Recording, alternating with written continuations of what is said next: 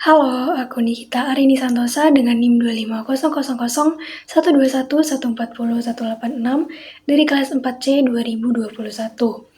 Jadi di video kali ini aku mau memberi sedikit penjelasan tentang banjir bandang. Jadi simak video aku sampai habis ya.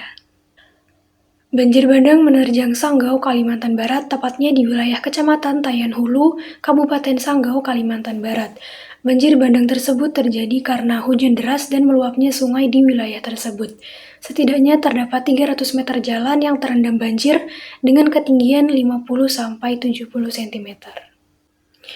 Baik, kemudian untuk faktor dari penyebab banjir bandang sendiri, yang pertama yaitu curah hujan tinggi. Tingginya curah hujan berdampak pada meningkatnya debit dan volume air yang ada di daratan. Dan apabila air tersebut tidak secara sempurna diserap tanah atau dialirkan ke sungai, maka bisa menyebabkan terjadinya banjir bandang. Kemudian penyebab yang kedua yaitu membuang sampah sembarangan. Sampah-sampah yang tersangkut di aliran sungai dapat menyebabkan volume air semakin besar. Kemudian yang ketiga, penebangan hutan liar. Penebangan pohon yang berfungsi untuk meresap air menyebabkan air hujan tersebut tidak dapat diserap dengan sempurna, sehingga meningkatkan risiko banjir bandang. Penyebab yang keempat, tinggi rendahnya daratan. Ketika air turun dari dataran yang tinggi, tentunya akan semakin laju ketika menuju ke bawah. Kemudian untuk faktor penyebab yang kelima yaitu volume air yang sangat besar. Oke, kemudian dampak dari banjir bandang sendiri yaitu yang pertama merusak fasilitas umum. Arus air ketika banjir menghantam sangatlah kuat, sehingga dapat menyebabkan jalan-jalan rusak, jembatan roboh, dan lain sebagainya. Kemudian yang kedua merusak rumah dan bangunan.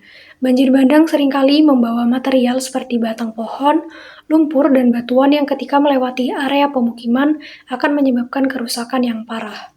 Kemudian dampak yang ketiga merusak jaringan listrik. Tiang listrik yang tertanam di dalam tanah akan mengalami kerusakan karena hantaman arus banjir sehingga menyebabkan aliran listrik terputus.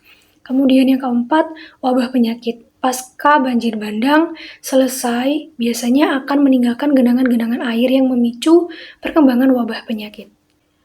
Kemudian selain itu perlu juga diwaspadai beberapa penyakit penyerta banjir yaitu seperti diare, demam berdarah, penyakit leptospirosis, ISPA, penyakit kulit, penyakit saluran cerna lain seperti demam tifoid, dan juga memburuknya penyakit kronis karena penurunan daya tahan tubuh seseorang akibat musim hujan yang berkepanjangan.